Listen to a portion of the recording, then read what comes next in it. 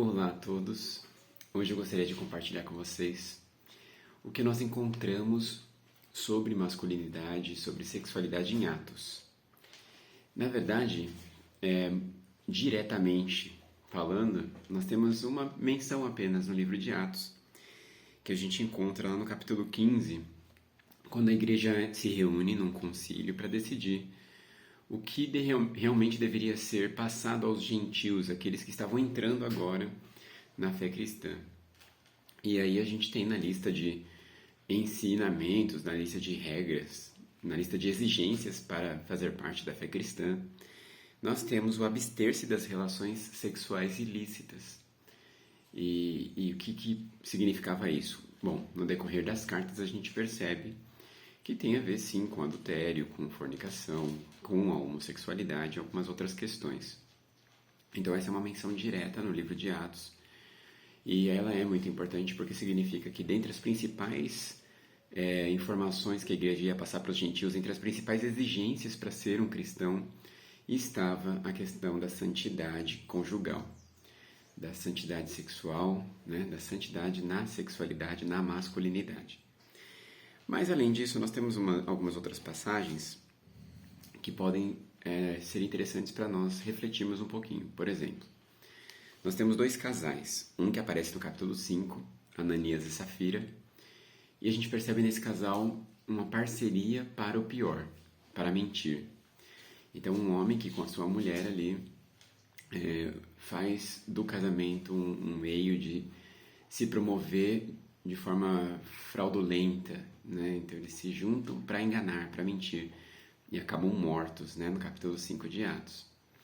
E por outro lado, a gente tem lá no capítulo 18 um outro casal muito interessante, Priscila e Áquila, que são o oposto disso, né? Um casal que se sacrifica para fazer a obra de Deus, para evangelizar, para testemunhar.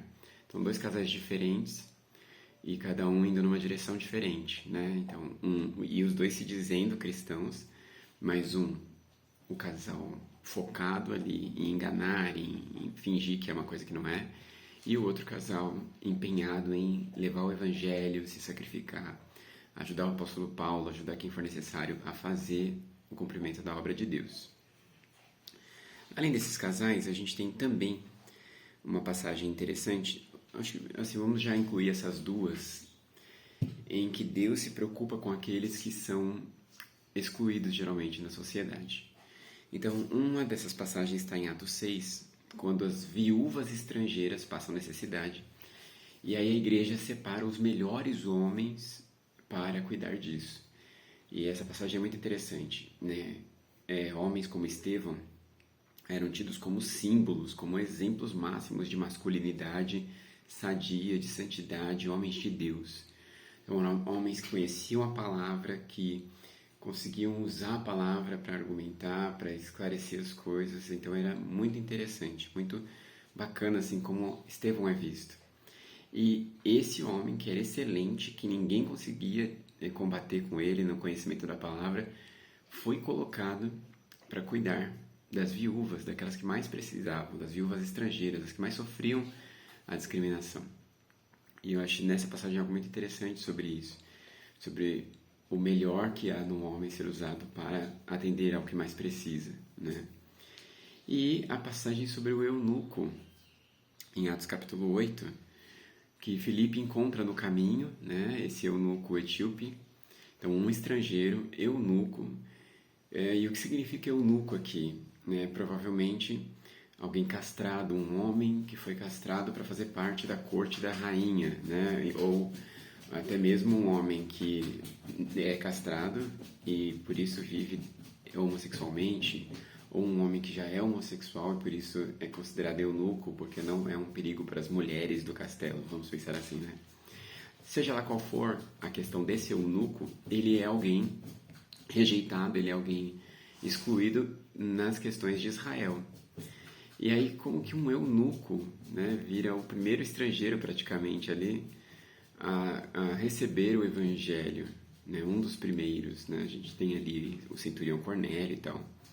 Mas esse eunuco é contemplado, Deus separa Filipe especialmente para falar com ele, para transmitir o evangelho para ele. E ele é o primeiro relato que a gente tem de um batismo, né? Eis aqui a água, o que me impede de ser batizado? E aí Felipe o batiza.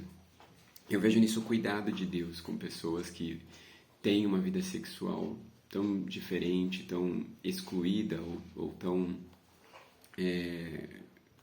alvo de discriminação.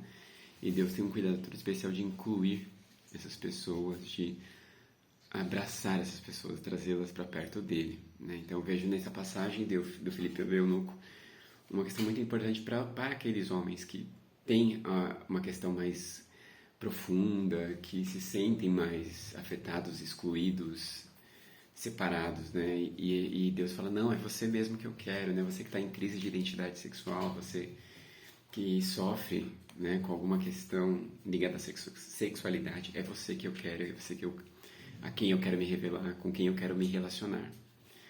E aí a pessoa, então vamos, né? Eis aqui a água, o que me impede? Então nada, você confia em Jesus? Então vamos. Então é uma passagem maravilhosa também. Então esses são as questões que tocam, né? Essas questões de masculinidade ou de sexualidade no livro de Atos.